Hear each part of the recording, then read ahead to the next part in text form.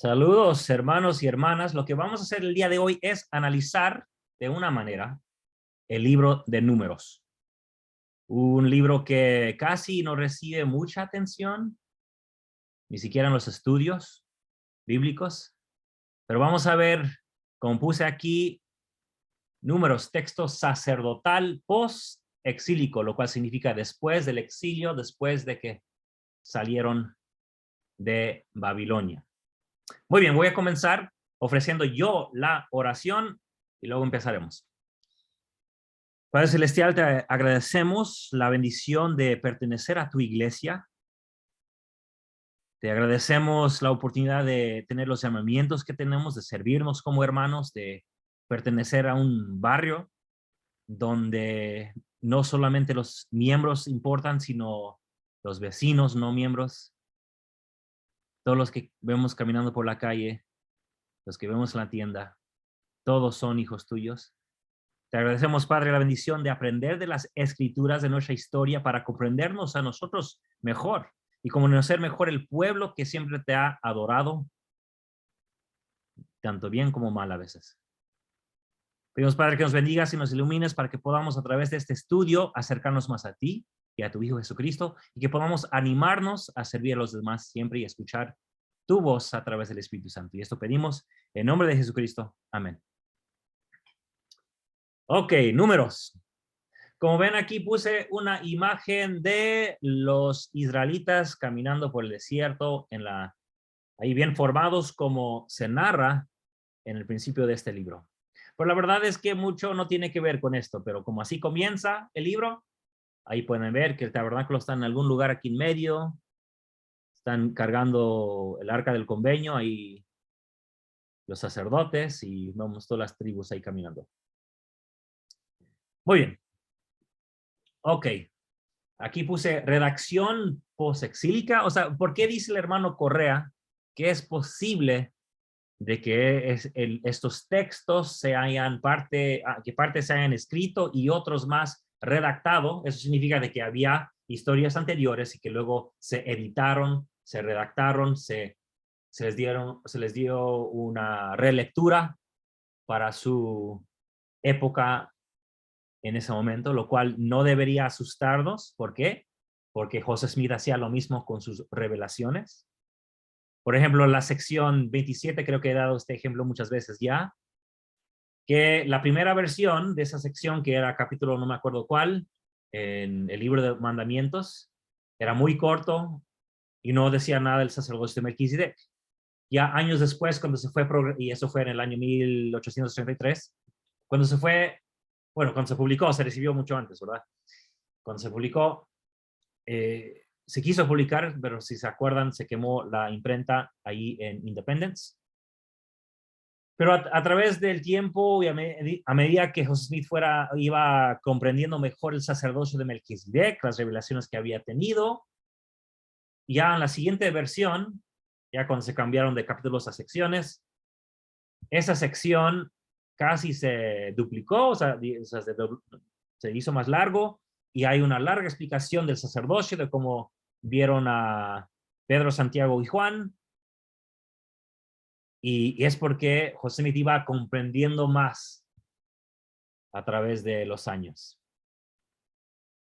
Y vemos ese ejemplo en muchas de las revelaciones. Podemos encontrar en los documentos de José Smith las primeras versiones, las mismas revelaciones que tenemos en Doctrina y Convenios. Podemos ver cómo eran anteriormente y muchos eran muy diferentes a lo que tenemos hoy día.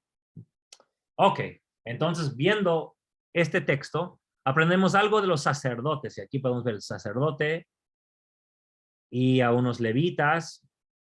Y fíjense que no dije sumo sacerdote porque cosa que ya había dicho antes es el término sumo sacerdote, aunque lo usamos siempre como si fuera cosa normal del Antiguo Testamento, es que casi no aparece. Es un término que se inventó muy tarde, después del exilio, y después nosotros lo aplicamos diciendo, oh, Aarón fue el sumo sacerdote. Bueno, usando los términos de después, podemos decir eso, pero anteriormente no se llamaba sumo sacerdote, no está en el texto, no está ahí. Pero vemos que en el capítulo 3, vemos que algo interesante pasa, de acuerdo con el texto. Dice aquí en el capítulo 3, versículo 5, perdón, versículo 6, en el 5 dice que Jehová está hablando como dice, haz que se acerque la tribu de Leví y ponlos delante del sacerdote Aarón para que les sirvan. O sea que la tribu de Leví va a servir al sacerdote Aarón y estarán al servicio de él. Dice en el 9. Después de decir lo que va a hacer, en el 9 dice, y darás los levitas a Aarón y a sus hijos. Les son enteramente dados de entre los hijos de los hombres. Y Aarón y a sus hijos. Y designarás a Aarón y a sus hijos para que ejerzan su sacerdocio. Y el extraño que se acerque morirá. Fíjense que el extraño ya incluye a los levitas. Porque solamente Aarón y sus hijos son los que van a ejercer eternamente. Los levitas ya son parte de los extranjeros porque ellos van a estar encargados de cargar todas esas cosas que dice aquí. Estarán al servicio de él y al de toda la congregación delante del tabernáculo de reunión para servir en el servicio del tabernáculo. Cuidarán de todos los utensilios del tabernáculo de reunión y lo recomendado a los hijos de Israel. Servirán en el servicio del tabernáculo. O sea, serán los que están ahí sirviendo, limpiando nomás. Y vemos aquí el capítulo 8, repetido, yo he dado los levitas como un don a Aarón y a sus hijos. Ahora, claro, hemos escuchado siempre que Aarón era sacerdote y sus hijos y luego los levitas eran una clase menor. Pero creo que nunca nos hemos preguntado por qué. Porque, bueno, aquí podemos decir, bueno, pero Jehová lo manda, entonces así tiene que ser. Pero vamos a analizar eso. Vemos aquí abajo unas referencias y hay muchas más donde Aarón es llamado, declarado el sacerdote, cosa que no vimos tan directamente en Levítico ni en Éxodo. Entonces uno debería, después de leer aquí, pensar, bueno, si así fue en Números cuando están viajando por el desierto, eso significa de que por todo el Antiguo Testamento tiene que ser así. Había sacerdotes, los hijos de Aarón, descendientes de Aarón, y los levitas que le servían. O sea, más claro no puede estar, tiene que ser así. Pero si analizamos la historia, el libro que sigue es Deuteronomio, y compuse aquí arriba, fuera de Números, Josué, una parte de Josué, y después puedo comentar sobre eso, y primera y segunda de Crónicas, de hecho podría agregar aquí Esdras, no existe esta distinción entre levitas y sacerdotes. Bien, aquí en Deuteronomio 18:6 dice, y cuando el levita salga, o sea, aquí no dice sacerdote ni nada más, el levita, salga de alguna de tus ciudades de todo Israel donde haya habitado y vaya con todo el deseo de su alma al lugar que Jehová escoja, y para que sepan, en Deuteronomio cuando habla del lugar donde Jehová escoja, se refiere al lugar del templo. Y eso lo veremos cuando lleguemos a Deuteronomio. Cuando quiera llegar el levita ahí a ese lugar, con el deseo de su alma, ministrará en el nombre de Jehová su Dios como todos sus hermanos levitas que estén ahí delante de Jehová. ¿Vemos el cambio? Acá decía, no, tiene que ser hijo, o Aarón, sus hijos y cualquiera otro, incluso a los que le sirven, es extraño. No se puede acercar. ¿Por qué? Porque los levitas son son siervos, están al servicio de Aarón y sus hijos. Aquí parece que Deuteronomio no sabía de esa regla. En Jueces, que recuerdan que el libro de Jueces contiene los escritos más antiguos. Hay otros por ahí también, ya los hemos visto, algunas canciones, pero tenemos mucho antigüedad en las historias de Jueces. Dice aquí, y había un joven, miren, fíjense en esta oración. Fíjense bien. Había un joven de Belén de Judá, de la tribu de Judá, el cual era levita. ¿Cómo está eso, hermanos? De la tribu de Judá, el cual era levita. ¿No que los levitas son la tribu de Leví? ¿Cómo puede ser que un levita sea de la tribu de Judá? ¿No sería judaíta, después judío? ¿No? Así que vemos aquí los primeros años cuando empiezan a formar sus historias, parece que no había ninguna distinción muy fuerte entre las tribus. O sea, se iban combinando las tribus y como vimos antes, los levitas significa agregado, leví. Entonces, hemos presentado la idea de que eran los egipcios, pero aquí un egipcio levita era la tribu de Judá. Entonces, bueno, va y se va caminando, se encuentra con alguien que se llama Micaía y le dice a un levita, y los levitas eran, se sabía que eran sacerdotes ellos por herencia, por costumbre, porque trajeron eso lo que tiene más sentido para mí es porque trajeron eso de Egipto, o sea que eran sacerdotes. Dice, quédate en mi casa y sé para mí padre y sacerdote. Yo te daré 10 piezas de plata. Y dice, y levita se quedó. Claro, la gente del pueblo llega y se enoja y pasan cosas no correctas y llegaremos ahí en el futuro. Pero quiero que vean que aquí no es condenado levita por quedarse con Micaías. No es condenado por aceptar el papel de sacerdote, hace sus sacrificios igual como hace cualquier levita. Pues ahí le hace su trabajo de levita, le ofrecen trabajo, lo acepta y lo hace. Y nunca, en ningún momento en el libro es condenado por hacer eso.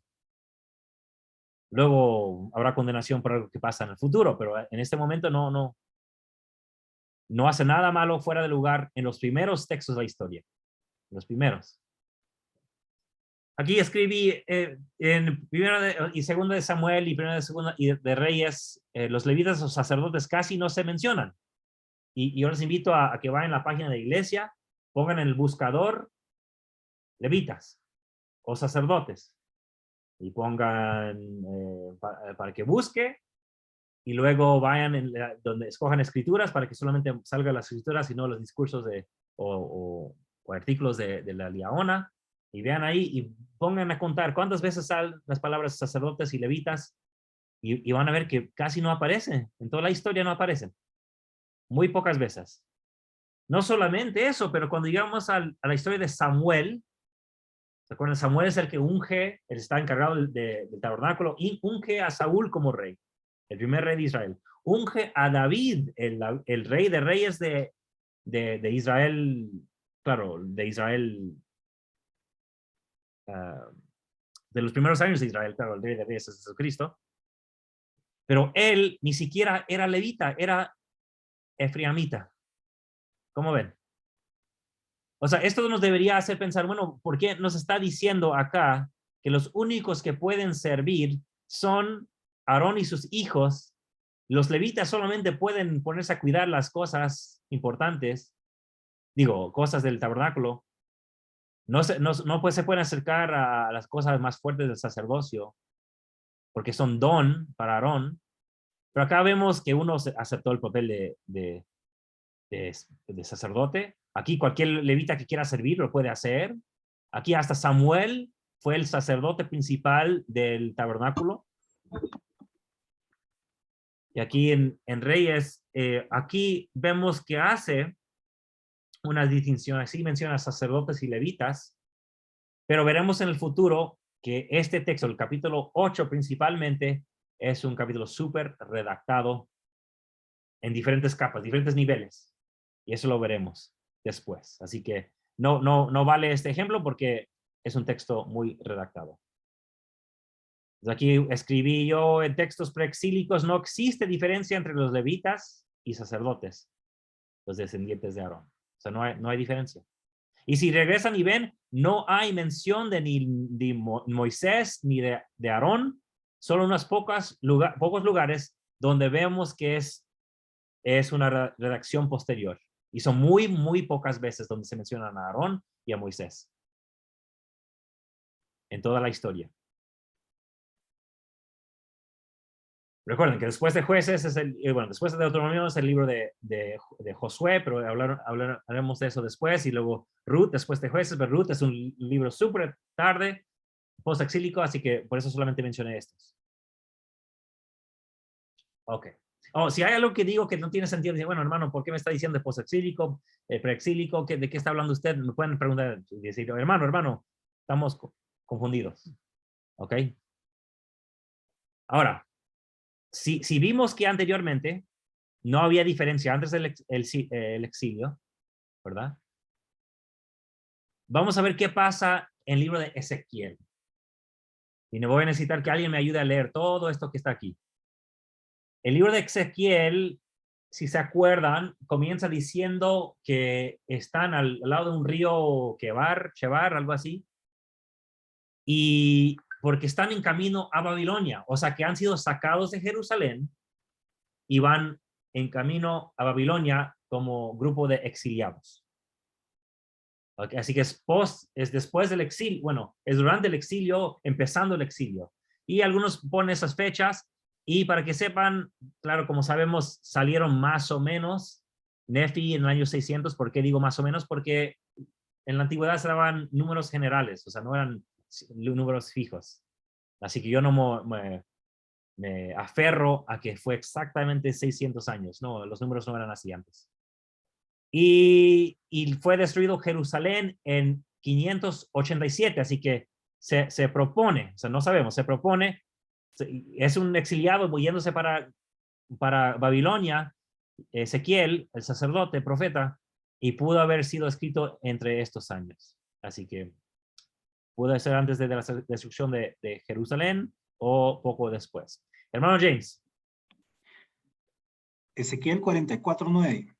Así ha dicho Jehová el Señor: ningún extranjero, incircunciso de corazón e incircunciso de carne, entrará en mi santuario de todos los extranjeros que estén entre los hijos de Israel. Y los levitas que se apartaron de mí cuando Israel se descarrió, yéndose en pos de sus ídolos, llevarán su iniquidad. No obstante, serán sirvientes en mi santuario, encargados de las puertas de la casa y sirvientes en la casa.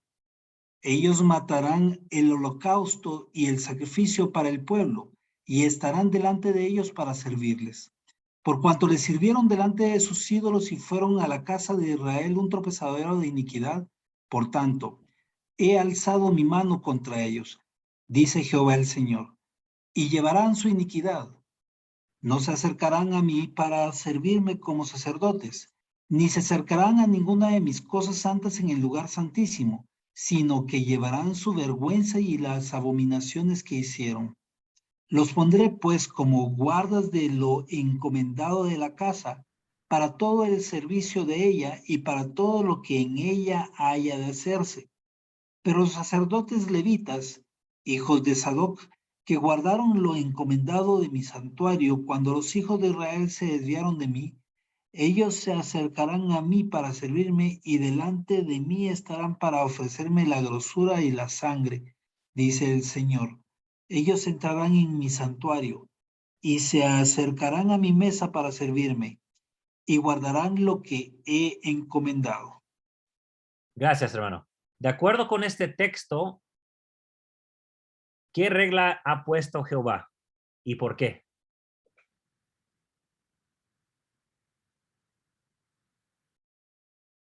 Los levitas, por hacer qué, ya no pueden qué. Y ahora tienen que hacer qué.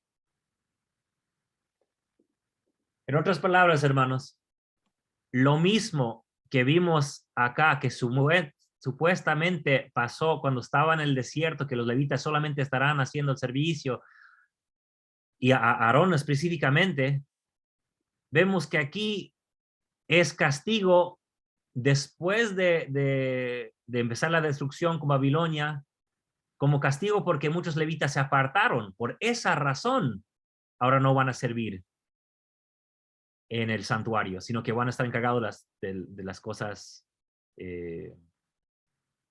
bueno, no tan importantes, por decirles así, todo es importante, lo sabemos. Pero qué interesante aquí que aquí se les da la importancia a los levitas hijos de Sadoc, que después podemos hablar de quiénes son los hijos de Sadoc, pero aquí no vemos ningún énfasis en Aarón y sus hijos. Aquí solamente dice que habrá división entre los sacerdotes buenos y los sacerdotes malos. Digo, los levitas buenos y los levitas malos. Así que, en otras palabras, aquí vemos el comienzo de las reglas y división de responsabilidades que luego fue definido y puesto en la boca de Moisés y de Jehová en la antigüedad. Pero yo siempre le tengo más fe a los profetas porque ellos escriben en ese momento. Claro, hay lugares en los profetas donde vemos que ha habido manipulación, cambio al texto para que el profeta dijera algo diferente y nunca sabremos lo que dijo originalmente, pero por lo general vemos lo que vio esa persona, el profeta en ese momento, lo que escribió. A diferencia de los textos históricos que fueron escritos cientos y cientos y cientos de años después de los hechos narrados. Deberíamos comparar, cuando analizamos el Antiguo Testamento, comparar la historia con lo que dicen los profetas. Por ejemplo, lo mismo hacemos en el Nuevo Testamento. Bueno, si fue Lucas o no, el autor de Hechos narra una historia de Pablo, pero cuando leemos lo que dice Pablo entre sus cartas, a veces no concuerda con lo que dice el libro de Hechos. Entonces siempre debemos comparar los textos, ver por qué dice uno una cosa y otro otra cosa. Igualmente aquí en el Antiguo Testamento, comparar la historia con lo que dicen los profetas. ¿Están diciendo lo mismo? ¿Están peleando entre ellos? Y vamos a ver, y les invito al seguir con su lectura, comparan y vean y analicen el conflicto que hay entre toda la historia de Israel, entre los profetas y los sacerdotes. Siempre están peleándose en el Antiguo Testamento. Ok, entonces vemos los comienzos, repito, vemos los comienzos de la división de los levitas como más responsabilidades a ver, ¿qué es lo que dice aquí? Encargados de las puertas. Van a estar sirviendo ahí en la casa, van a matar los holocaustos. Pero no van a entrar en el lugar santuario, en el santuario, ¿se dan cuenta? Ok. Entonces, ¿dónde vemos algo más parecido? Si no lo he dicho antes, lo digo ahora. El libro de Crónicas es un libro de los 400, 300. Es un libro súper tarde. Recuerden la cronología que hemos visto y que vimos durante muchas clases. ¿Se acuerdan? Entonces, los años 400 y 300, si Jerusalén fue destruida en 587, perdón, entonces ya estamos hablando de 200 a 300 años después de la destrucción de Jerusalén, fueron escritos los libros de Crónicas. Pero, ojo, contienen muchas tradiciones que vimos en clases pasadas, muy antiguas, que quieren resaltar porque tienen tradiciones que quieren mencionar, pero también tienen otras cosas que quieren esconder. Tal vez en el futuro podemos comparar las diferencias entre Samuel a Reyes y Crónicas, porque hay muchas diferencias y muy grandes. Pero vemos aquí, en Números habla Moisés de cómo va a organizar los levitas, que son la casa de Gersón, de Coat, aquí mencionan lo que van a hacer, no lo voy a leer, y Merari, que son los hijos de Levi.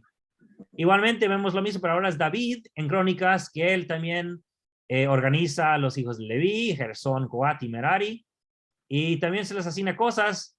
Bueno, pero si llegamos aquí después de mencionar esto al principio, dice, los levitas ya no tendrán que llevar más el tabernáculo ni ninguno de sus utensilios para su ministerio. Así que ya se graduaron, ya no tienen que hacer esto porque ya se va a establecer el templo en Jerusalén. Pero fíjense que es como casi como hablando al texto de Números. En Números leímos sus responsabilidades del tabernáculo y aquí nos dice ya no lo tienen que hacer. Como que hay comunicación entre esos textos. Crónicas conoce bien lo que está aquí en Números. Y todo va conforme a las palabras de David, cuando acá fue conforme a las palabras de Moisés. Mira, hasta parece igual el lenguaje. Porque estaban bajo las órdenes los hijos de Aarón. Entonces, de igual manera, como vimos en Números, los levitas están bajo las órdenes de los hijos de Aarón, cosa que, repito, no vimos en Deuteronomio, no vimos en Jueces, no vimos de 1 Samuel a 2 Reyes, y tampoco vimos en Ezequiel, ni siquiera hace separación de los hijos de Aarón ahí. Esta idea, este concepto de separar los levitas de los hijos de Aarón es un concepto tarde, o sea, posterior. Así que veamos bueno, no quiero demorar mucho tiempo aquí. Aquí nomás a ver qué puse aquí. Hay diferentes responsabilidades que reciben, pero en cambio, en lugar de hacer cosas del tabernáculo, aquí van a estar al cargo del canto. Mira aquí, van a ser cantores con instrumentos de música, salterios, arpas, símbolos que resonen y que alcen la voz con alegría. Y acá este hermano Kenanías, jefe de los levitas, está encargado de la entonación. Miren. Así que parece que a esos levitas se les están dando unas responsabilidades muy, no sé, ¿cómo dirían ustedes? O sea, no están yendo al altar de Jehová, el tabernáculo, están limpiando el tabernáculo, están cantando. Vemos cómo los levitas no tienen la misma importancia que los hijos de Aarón, o sea, los descendientes del hijo de Aarón. Aquí, ok, cambiando, a ver si capté todo lo de aquí, ok. Ahora, vamos a ver unos problemas, no problemas. ¿Qué hace el texto de Números con Moisés y el concepto e imagen de los sacerdotes? Aquí dice que en Éxodo habíamos aprendido que se casó con una mujer, Séfora Madianita, hija de el sacerdote, ¿verdad? Y ya habíamos analizado eso en la clase sobre el sacerdocio de Israel, creo que se llamaba así, no sé, no me acuerdo. Pero vean esa clase para ver por qué era tan importante resaltar el sacerdocio de la familia de Madián y la joven que se casó con Moisés. Pero de repente en Números dice que no tiene ninguna mención de Séfora, sino que está peleando con Aarón y María o Miriam, sus hermanos. María y Miriam es el mismo nombre en la antigüedad. Somos nosotros en la actualidad que hemos hecho dos nombres. Es el mismo nombre. Y aquí se están quejando porque se casó con una mujer etíope y no, claro, reciben castigo ellos, pero lo que quiero resaltar es que donde acá no hubo ningún problema con casarse con alguien que no fuera israelita, aquí vemos que es problema y lo hizo Moisés y que se quejaron ahí. Y no vemos si fue bueno o malo, solo sabemos que los hermanos se quejaron y luego recibe castigo María o Miriam. En Números 11, piensen, ¿quién quisiera leer aquí? Vamos a ver la actitud de Moisés. ¿Cómo resalta la actitud de Moisés aquí? Y parece que el capítulo 11 es un texto más antiguo, pero ¿quién quisiera leer aquí con voz de Moisés? A ver. ¿Alguien? Yo puedo hacerlo si me lo permite. Sí, está bien. No pongo mi cámara porque mi internet está un poco bajo. Está bien. Y dijo Moisés a Jehová, ¿por qué has hecho mal a tu siervo? ¿Y por qué no he hallado gracia ante tus ojos que has puesto la carga de todo este pueblo sobre mí? ¿Concebí yo a todo este pueblo? ¿Lo engendré yo para que me digas, llévalo en tu seno como lleva la que cría al de pecho a la tierra que juraste dar a sus padres? ¿De dónde conseguiré yo carne para dar a todo este pueblo? Porque me lloran diciendo, danos carne para que comamos. No puedo yo solo llevar a todo este pueblo que me es pesado en demasía. Y si así lo haces tú conmigo, yo te ruego que me des muerte si he hallado gracia ante tus ojos y que yo no vea mi mal. Ahora, hablando en serio, o sea, sin filtros. ¿Cómo vemos a Moisés aquí? ¿Cómo se comporta? Sean honestos. Está enojado, está renegando, hermano, no está enojado. Está enojado, molesto y hasta desea la muerte, ¿no? No puedo más. Estoy solo. Y me causa risa, la verdad, el versículo 12, ¿qué? ¿Soy su mamá para el pueblo, para darles de comer? Pero fíjense, entonces Moisés es presentado como alguien que se está quejando, que no sabe qué hacer, desea la muerte, pero cuando vemos acá un hijo descendiente de Aarón, vemos algo muy diferente. ¿Quién quisiera leer acá, de este lado? Números 25.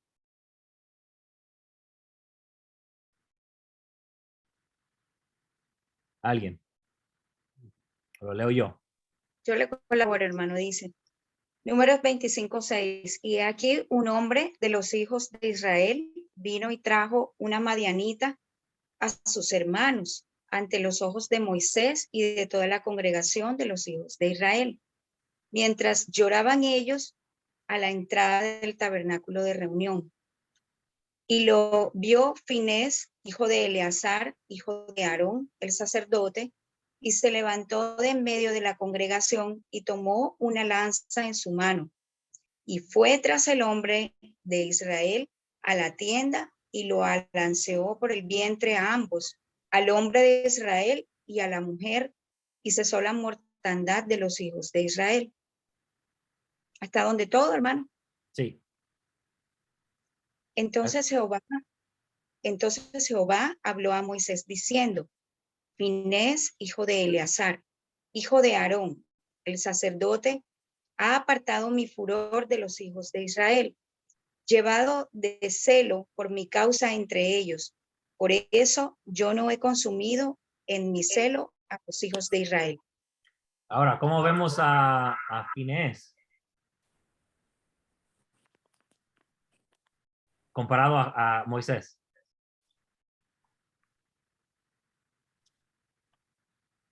Vio algo mal, levantó su lanza y con un... en un Como segundo... un vengador, hermano, como especie de vengador o algo así lo veo yo. Sí, y lo que quiero yo resaltar es que mientras que aquí vimos a un Moisés que se queja, vemos aquí a un Finés que cumple.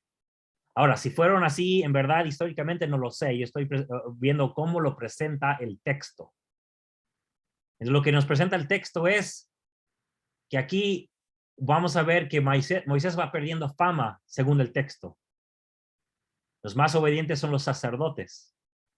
Acá miren, donde antes decía Moisés que es fiel en toda mi casa, cara a cara hablar con él claramente.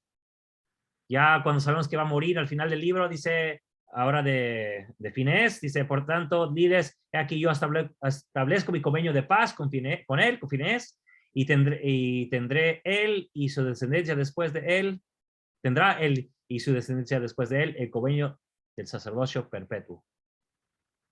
En otras palabras, vemos que donde antes Moisés tenía un papel fuerte, al final de este libro, los sacerdotes van a tener el papel más fuerte en la historia. Vemos un poco más. Dice aquí en Números 20, y Jehová dijo a Moisés y Aarón, por cuanto no creíste en mí para santificarme ante los ojos de los hijos de Israel, por tanto no llevaréis a esta congregación a la tierra que les he dado. Castigad a los dos, Moisés y Aarón. Y acá dice, aquí hablando Jehová dice, y pondrás, ok, mira, regreso aquí. Moisés tenía más autoridad que Aarón. Era el profeta, él organizaba el sacerdocio, él recibía las revelaciones para Aarón y todo el pueblo. O sea, que el jefe aquí era Moisés. Pero fíjense lo que pasa aquí, al final del libro, dice, y pondrás de tu dignidad sobre Josué. No dice toda tu dignidad, dice de tu dignidad a Josué, sobre Josué, para que toda la congregación de los hijos de Israel le obedezca. ¿Ok? Luego dice, y él se presentará delante del sacerdote Eleazar, hijo de Aarón, quien preguntará por él delante de Jehová por medio del juicio del Urim. Ahora, ¿quién es el que va a tener comunicación con Dios? El sacerdote. Cuando antes era el profeta Moisés y el sacerdote obedecía lo que decía Moisés, ahora Josué tendrá que escuchar lo que le diga el sacerdote, porque es el sacerdote tiene la comunicación a Jehová. ¿Se dan cuenta?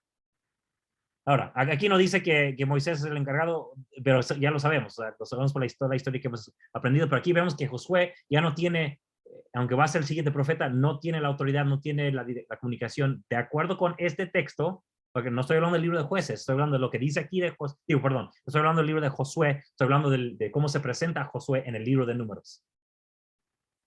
Y al final, por un segundo, no piensen en todo lo que siempre decimos de,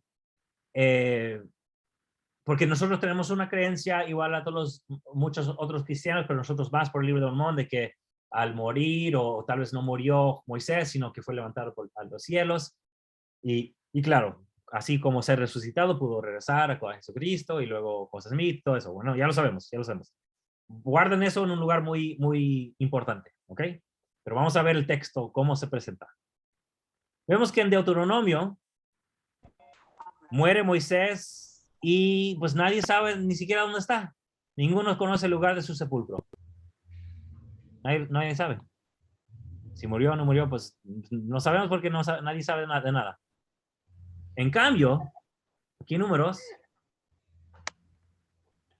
dice, y subieron al monte Or a la vista de toda la congregación, y Moisés le quitó a Aarón sus vestidos y vistió con ellos a Eleazar su hijo, y Aarón murió allí en la cumbre del monte.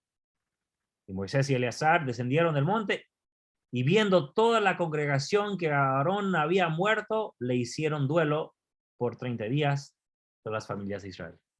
En otras palabras, lo que quieren resaltar aquí en Números es, nosotros sí sabemos dónde Aarón murió, pero no, ustedes ni siquiera saben dónde Moisés murió.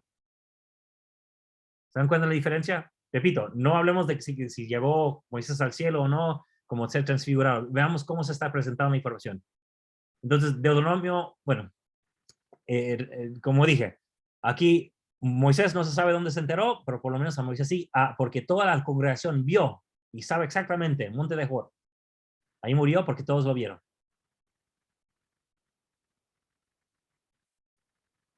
Ahora, entonces, si vemos aquí que Moisés va perdiendo fama, según el texto, y que el sacerdocio va ganando fama, los sacerdotes, no el sacerdocio, los sacerdotes.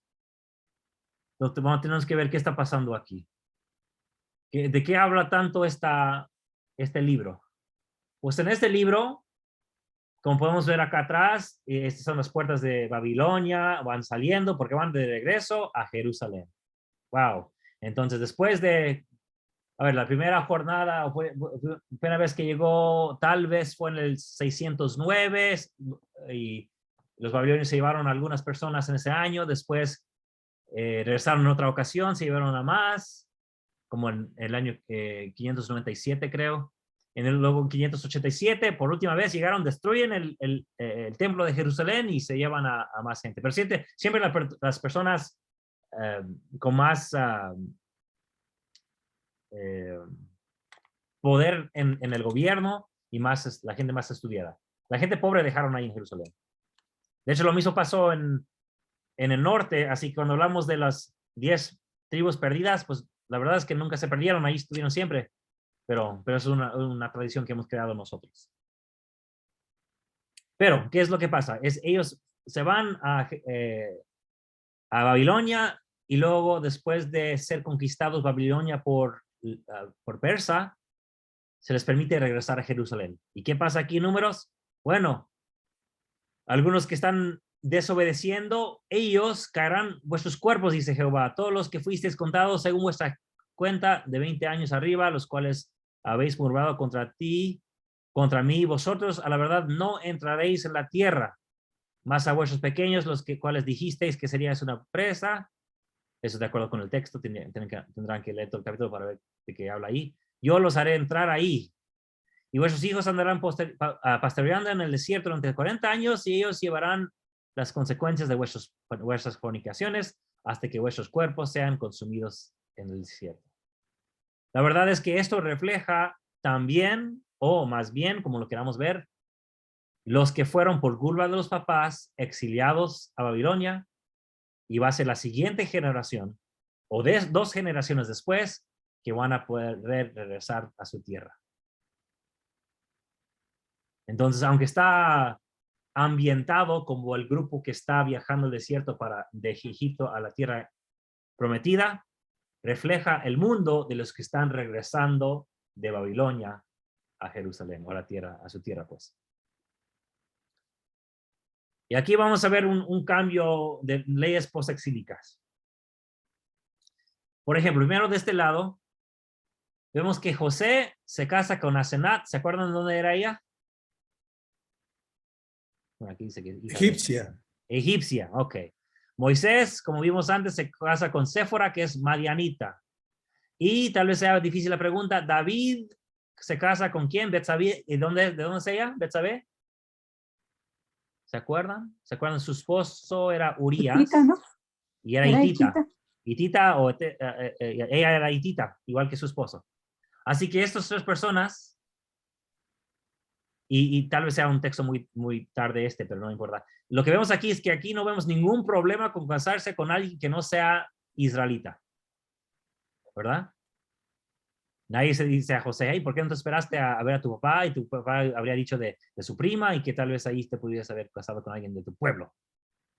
O nadie tampoco le dice a Moisés, ¿por qué no te esperaste hasta regresar a Egipto y allá te habrías podido casar con una levita? Tampoco. ¿Y por qué no dice aquí, David, qué pasa? Eres rey, mejor cásate con otra persona? Claro, conocemos la historia de Betsabé, pero jamás en ningún momento es condenado David por casarse con una etea hitita. Es condenado por, claro, acostarse con ella cuando pertenecía, bueno, dije pertenecía porque en la cultura antigua la mujer pertenecía al esposo, lo siento, así era en la cultura antigua. Pero por acostarse con la esposa de otro hombre es condenado, pero no por ser mujer no israelita.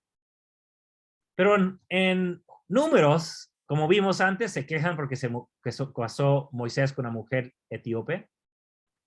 Vemos, como leímos también al principio, se enojan por fornicar con hijas de Moab, profanar, lo tradujeron como fornicar, pero la verdad es que yo me pregunto, ¿quién decidió que lo que estaban haciendo ahí era fornicar? O sea, no nos dan la historia, nos dicen fornicar con ellas. Y no sé en qué momento determinaron que así lo iban a escribir, que fornicaron con ellas, pero no tenemos contexto, no sabemos qué hicieron con ellas. Solo tenemos lo que nos dice el texto. Igual tenemos el problema del hombre que se llevó a una mujer madianita, y como vimos, el sacerdote tuvo que lanzar tiró su lanza y atravesó tanto a ella como al hombre israelita. O en otras palabras, no te metas con mujeres que no son de Israel. Cuando aquí vemos que a nadie le importó. Entonces, vamos a ver de dónde empieza esta práctica de que no debían ellos juntarse con mujeres que no fueran israelitas. Vamos al libro de Esdras. Esdras también viene con el pueblo que regresa de Babilonia, después de unas generaciones. Puede ser al final del siglo, la verdad que no sabemos con las fechas porque no nos da fechas y es medio complicado, así que hay dos propuestas. Puede haber sido escrito o cuando llegó Esdras al final del siglo VI, o sea, que serían en los 500, o a principio del siglo V, que serían los 400. ¿Y quién puede leer aquí? Lo que lee aquí. Y quiero que vean, si ustedes escucharon a un político, veámoslo así, si escucharon ustedes a un político hablar como nos va a hablar aquí Esdras, ¿qué vendría a su mente de ustedes? Ok, ¿quién puede ayudar con la lectura aquí? ¿Quién puede leer en voz alta? Ella acabada, ¿sí? Sí. Hoy. No puedo. Otra Ok. persona. Yo lo leo, hermano Noé. Sí. Y acabadas estas cosas, los oficiales vinieron a mí diciendo, el pueblo de Israel y sacerdotes y los levitas no se han separado de los pueblos de las tierras, de los cananeos, los eteos, los fereceos, los jefuseos, los amonitas, los moabitas, los egipcios y los amorreos, y hacen conforme a sus abominaciones, porque han tomado de las hijas de ellos para sí y para sus hijos, y el linaje santo ha sido mezclado con el pueblo de las tierras, y la mano de los oficiales y los gobernadores ha sido la primera en cometer esta infidelidad. Y cuando oí esto, rasgué mi vestido y mi manto y me arranqué pelo de mi cabeza y de mi barba y me senté atónito. Para mí es una expresión muy exagerada, solo porque estaban casados con mujeres que no eran israelitas, ¿no? Pero fíjense que aquí vemos la división que vimos en los textos posteriores de sacerdotes y levitas.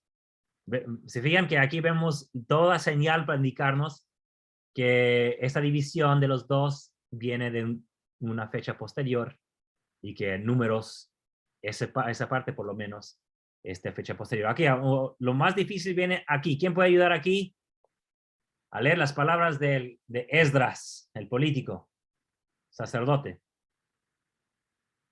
Hermana Celia, de nuevo. Ok.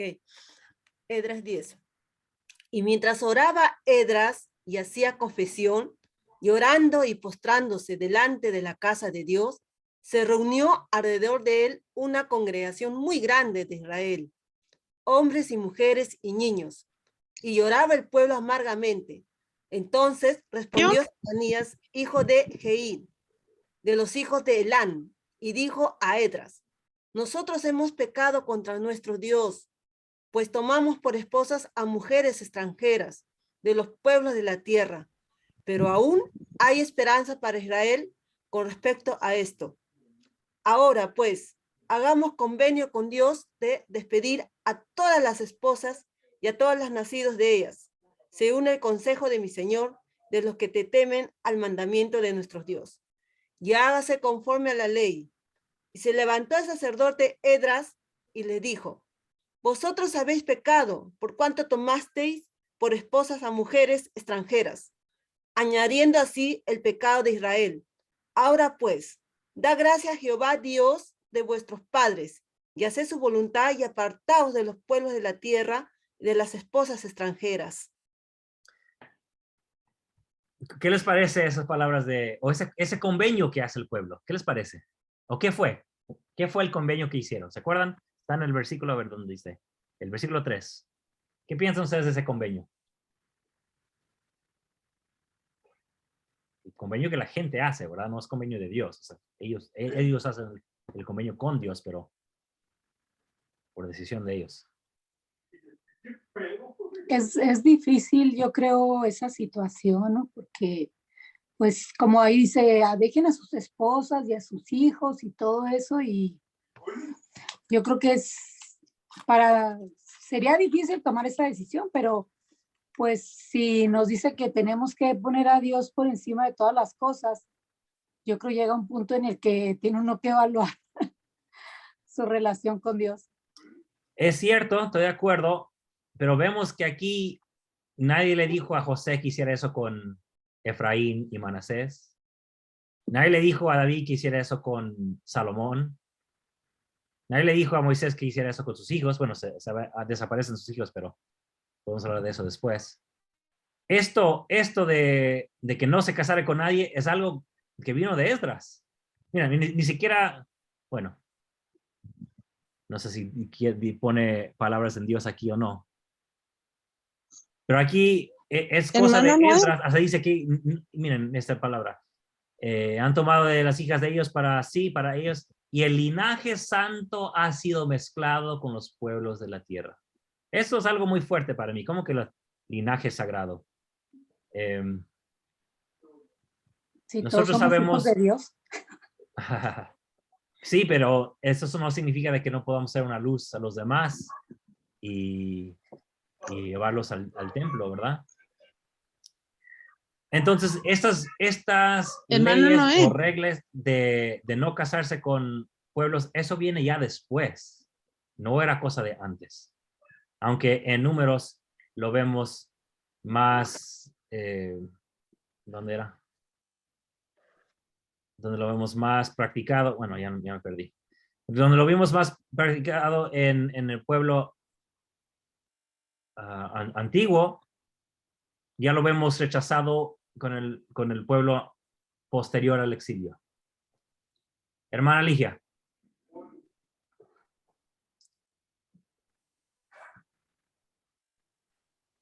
Espero que no me falle mi transmisión. Tengo una pregunta. Sí, Cuando, lo que pasa en este versículo me hace pensar mucho en una interrogante que siempre he tenido y no sé si usted tenga la respuesta. ¿Qué pasó con las esposas de las familias polígamas cuando se dijo que ya no se iba a vivir esta ley? Y entonces, ¿qué pasó con todas estas esposas en este tiempo? muy No sé, buena. lo traigo a colación porque me parece algo similar el que se despida esposas, con esas esposas seguramente hijos. ¿Qué pasó con esas familias? Y creo que en la historia de la iglesia moderna nuestra se vivió algo similar en esa época. No sé si yo estoy mal. Similar en ese sentido de que tenían que separarse, pero lo voy a responder porque es buena pregunta y me encanta el tema. Así que voy a responder la pregunta. Y creo que hay otro más que puede opinar aquí. Pero lo que pasa aquí, a ver si sigue aquí en el grupo, el hermano, no sé si ya salió. Si hermano Reta quiere comentar después de mi comentario, te cedo la palabra después. Lo que pasa es que cuando se recibió lo que ya conocemos como la declaración oficial, que recibió, bueno, dije recibió, pero no se recibió nada. Wilford Woodruff dice que vio lo que pasaría con la iglesia si siguieran con la práctica. Se presenta a la conferencia general y todos lo aceptan, pero, ok, no se enojan conmigo, ok. Aunque presentaron eso ante la iglesia y para el gobierno, para que el gobierno dejara de perseguirlos, la iglesia no hizo ningún cambio. Y continuaron haciendo lo mismo, aprobando sellamientos con parejas polígamas por muchos años. Asignaron varios apóstoles que tenían que ir a México a hacerlo cuando se puso muy difícil en Utah, me los mandaron a México y tenían un acuerdo entre un presidente de la misión en México y cuando llegaban ahí tenían que decir, fuimos aprobados por el apóstol y daba la palabra clave y entonces el presidente de misión hacía y no era dentro del templo, era un sellamiento que hacían ahí en la misión que había ahí en el norte de México. Claro, el gobierno se va enterando de que nada está pasando, entonces bajo Lorenzo Snow hay una segunda declaración oficial, pero por alguna razón no está en nuestras escrituras, pero saca Lorenzo Snow una segunda declaración oficial donde dice, no, cualquiera que siga practicando será excomulgado y todo eso, muy similar al primero, y ya empezamos a ver más reglas que dejan de practicarlo abiertamente o vivir con la esposa, pero hay muchos apóstoles y por mucho tiempo el profeta decía, bueno, lo podemos decir, pero no lo vamos a hacer, porque eso es cosa de Dios, y la cosa de Dios es más arriba de las cosas de la ley. Entonces, esas declaraciones, aunque no queramos escucharlo, fue para apaciguar la tensión y persecución del gobierno cuando continuaron. Así que la pregunta fue, ¿qué hicieron con las esposas? Pues muchos de ellos, los apóstoles y profetas, no dejaron de vivir con ellas después de las declaraciones. Incluso con la primera declaración, ahí no dice que no va a haber más. Pero ahí no dice que van a dejar de vivir con las parejas.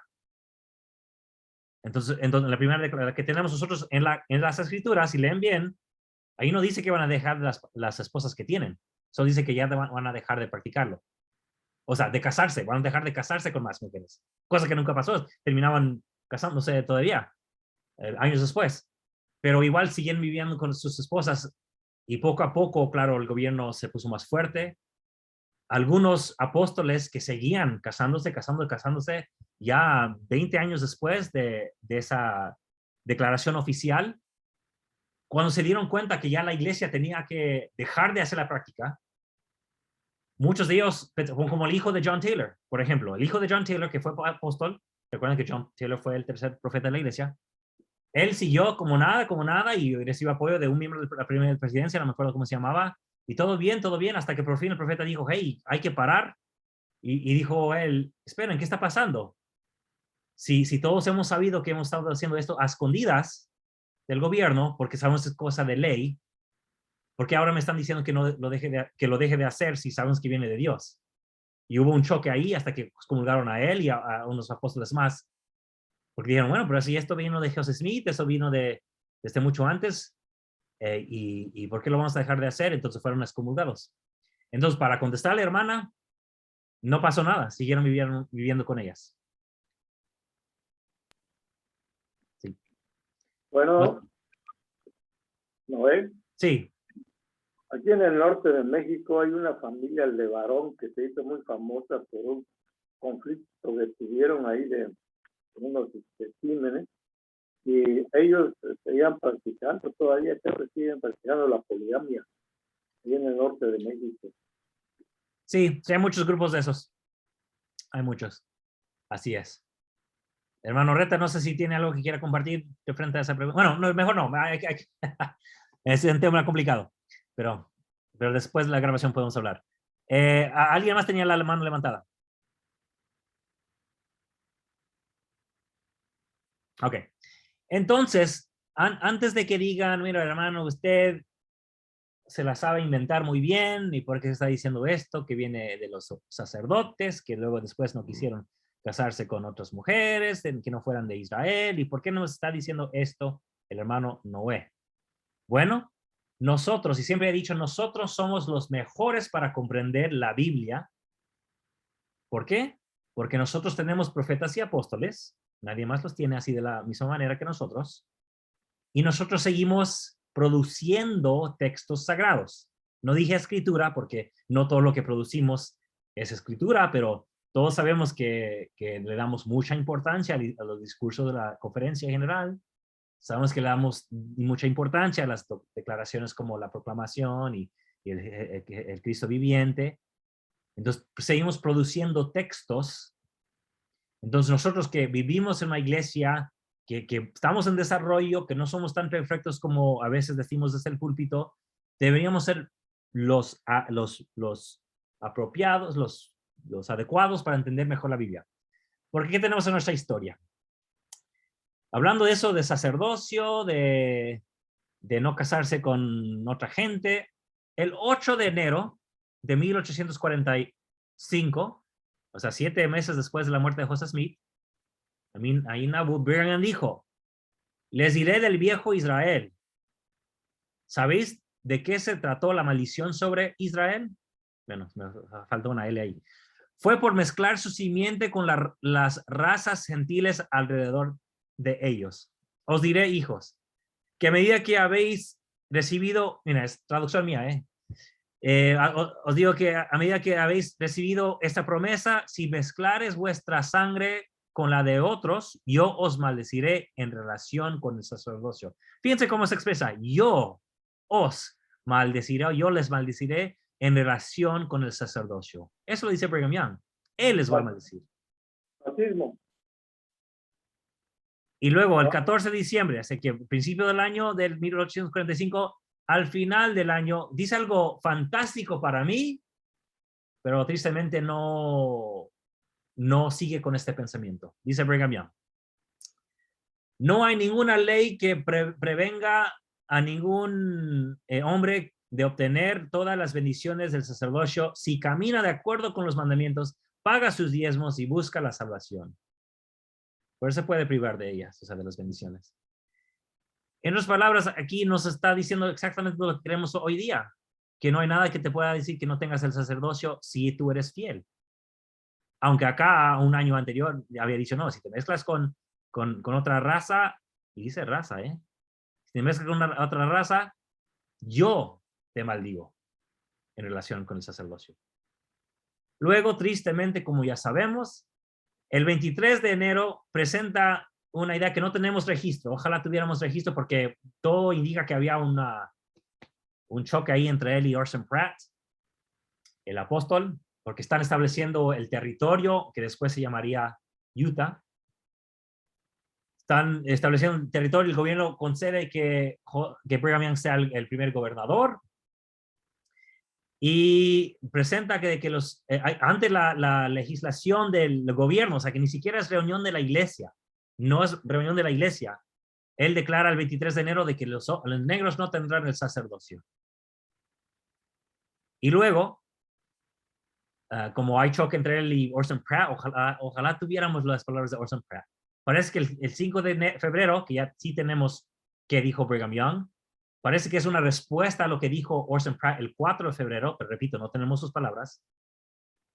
Dice aquí, si jamás lo había dicho antes un profeta o apóstol, yo os digo, esta gente que comúnmente se llama negros son los hijos de Caín. Yo lo sé.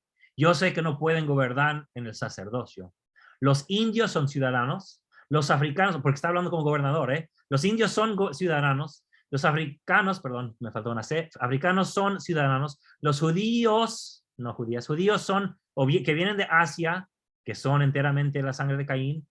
Y es nuestro deber recibirlos. Eso no tiene sentido lo que está ahí, porque la gramática está mal, incluso en la primera versión, no sé cómo lo quiso decir ahí.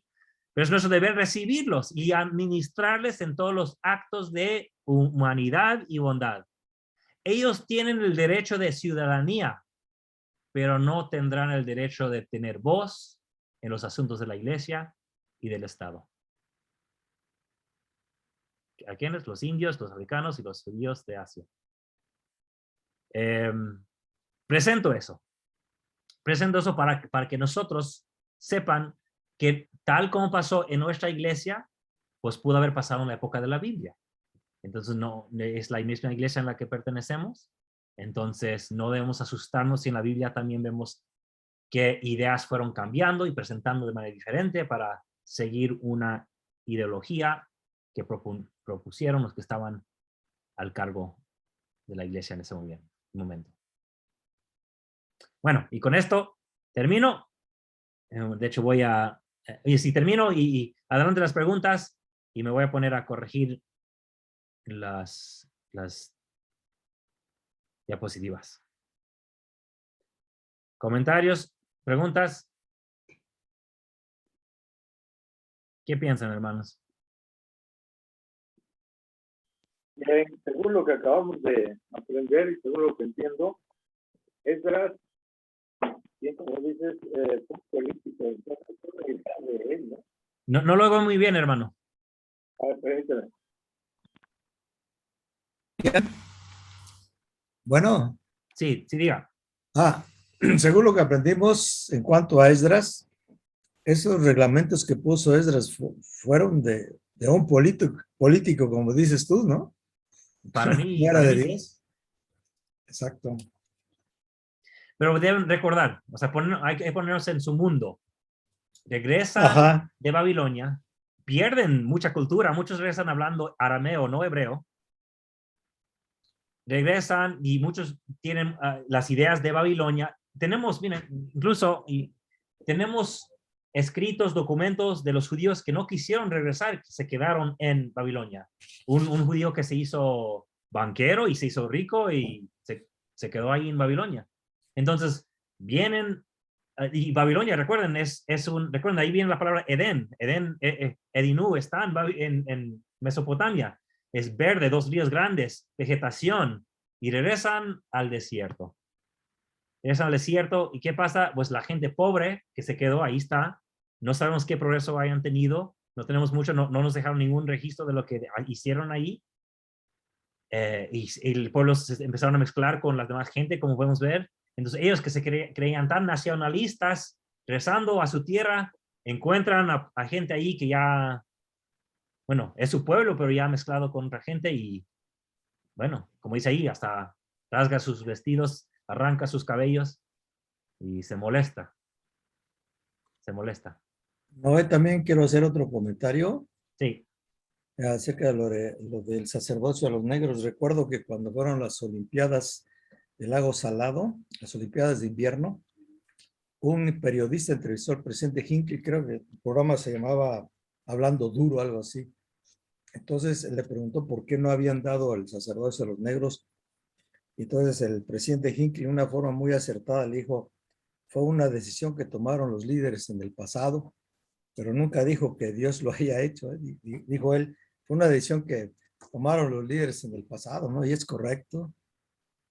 Sí, y yo podría decir mucho más sobre el tema, pero yo no quisiera alejarnos mucho del libro de Números. Pero sí, estoy completamente de acuerdo. Hermana Ana Silvia. Sí, la pregunta que tengo yo es, ¿cuánto tiempo estuvieron los israelitas en Babilonia? Bueno, los primeros Porque que usted fueron dice, sacados, como dije, bueno, no, perdón, ¿terminó su pregunta? sí, como usted pone un periodo de tiempo así como si hubieran estado nada más unos cuantos años. Entonces no sé si fue mucho tiempo, así como el pueblo de Israel en Egipto. O sea, sí fue unos cuantos años. Esa es la Sí, primera no pregunta. fue mucho. Y como dije, la primera vez que llegan, creo que fue en el 609, Babilonia llegan y se llevan algunos, regresan el 597, creo. De hecho, no estudié las fechas antes de la clase, así que no sé. Pero la última vez fueron 3 veces que llega a Babilonia y se lleva gente. La última vez fue en 587, cuando destruyen todo Jerusalén y el templo. Entonces, Ok, durante esos años ya se están yendo sí. pueblos La para segunda, Babilonia. Luego, en 539, es cuando llega Ciro de Persa, y en ese mismo año derrota a Babilonia y les deja a los judíos, a todos, no solamente a los judíos, a todos los deja regresar a sus tierras, ¿verdad?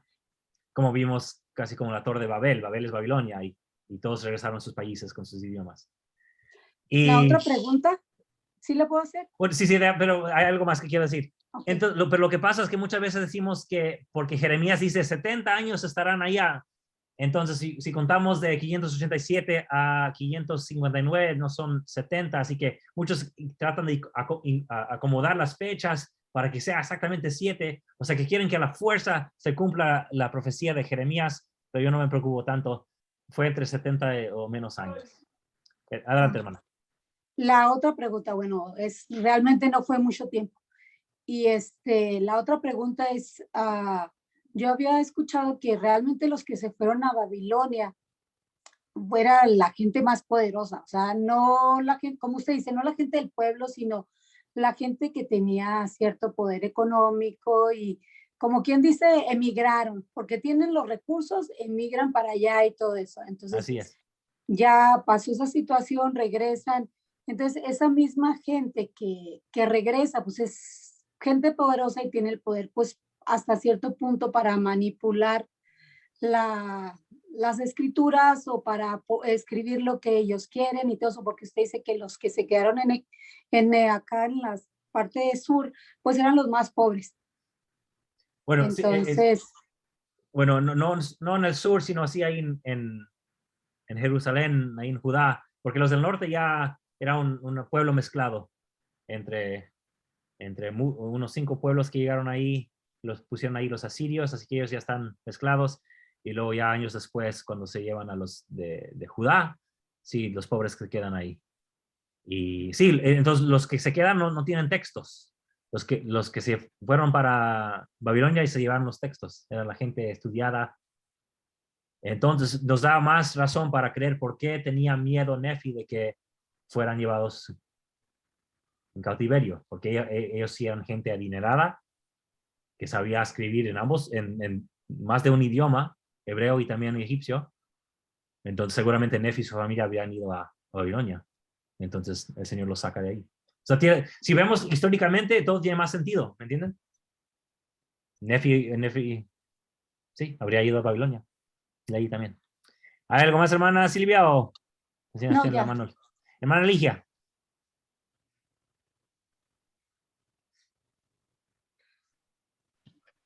Es un comentario que yo quiero hacer y creo que entiendo la postura que se plantea ahí al no mezclarse con otros pueblos. Sí. Pareciera ser un poco racista,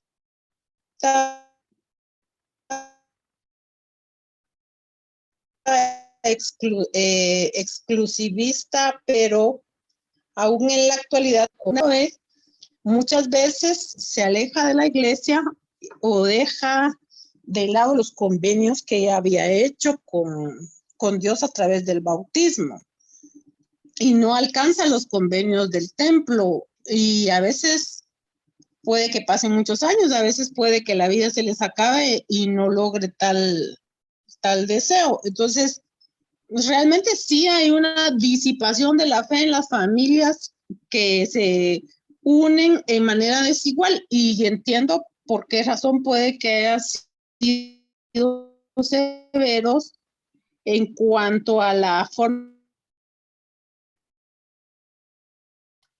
en Sí, se corta un poco, que hermana. planteaban la deslealtad.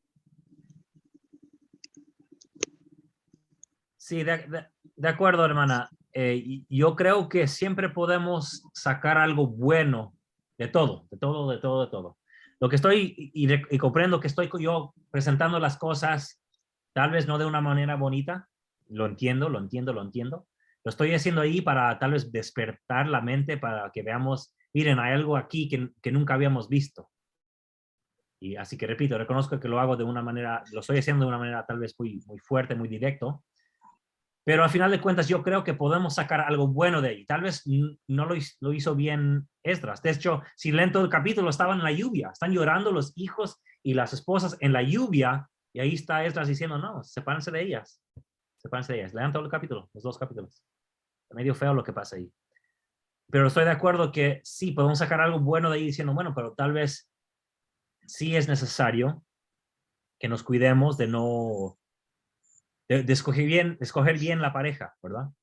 ¿Quién nos va a llevar al templo? ¿Quién nos va a proteger o no proteger, pero sino permitir que expresemos la fe de la mejor manera? Pero también recuerden que a Abraham se le dijo, seréis bendición para todas las familias de la tierra. ¿Por qué no dijo mejor, bueno, por qué no invitan a los misioneros levitas y que vayan ahí a enseñar a sus familias, a sus esposas y a sus hijos? ¿No? O sea, ¿por qué no pudieron haber enseñado a las familias en lugar de separarse de ellas?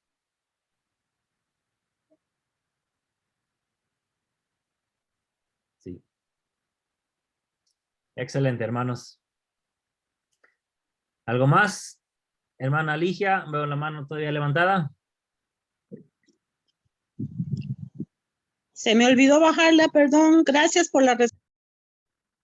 Sí, de nada, de nada. Una pregunta, Noé. Sí. En cuanto a los números, por ejemplo, el 7, el 70, 40, el 3, ¿tiene algún significado o simplemente los manejaron los hebreos, no sé, con qué fin?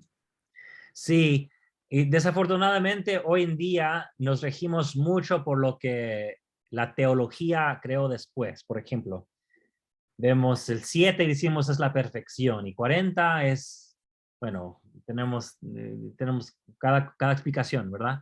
Pero la verdad es que todos esos números vienen de algo más antiguo, y sé que no está estrictamente relacionado con el libro de números, pero sí se trata de números en sí. Antiguamente le daban mucha importancia a las 7 estrellas Pléyades, así se dice, ¿no? Y tenían importancia, reconocían que algo divino estaba en los cielos porque había 7 estrellas que brillaban más que cualquier otra. Y en una ocasión, esas 7 estrellas desaparecieron por 40 días.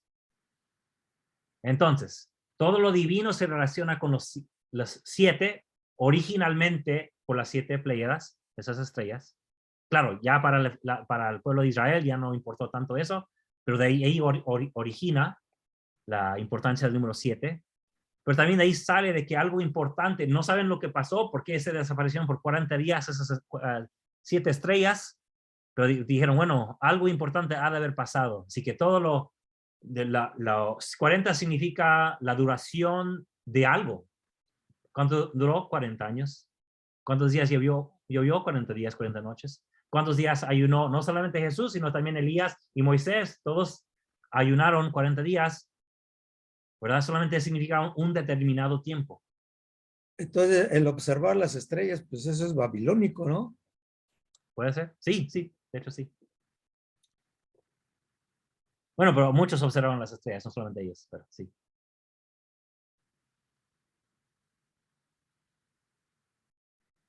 Ok, hermanos. ¿Algo, una pregunta más, comentario? Si no, bueno, entonces gracias por acompañarnos, hermanos y hermanas, en esta clase. Como dije durante la clase, antes de la clase y como siempre digo al final, yo sé que son detalles que nunca, no diré nunca, que muy pocas veces analizamos. Y para muchos nunca lo habían hecho, entiendo. Pero al ver cómo este pueblo fue formando su historia, y muchas veces, ¿verdad? Formó su historia durante siglos. Yo reconozco que nosotros como iglesia hemos hecho lo mismo. La historia que tenemos escrita por Joseph Smith de 1838 es diferente de la que escribió en 1832 y diferente de la que escribió en 1842.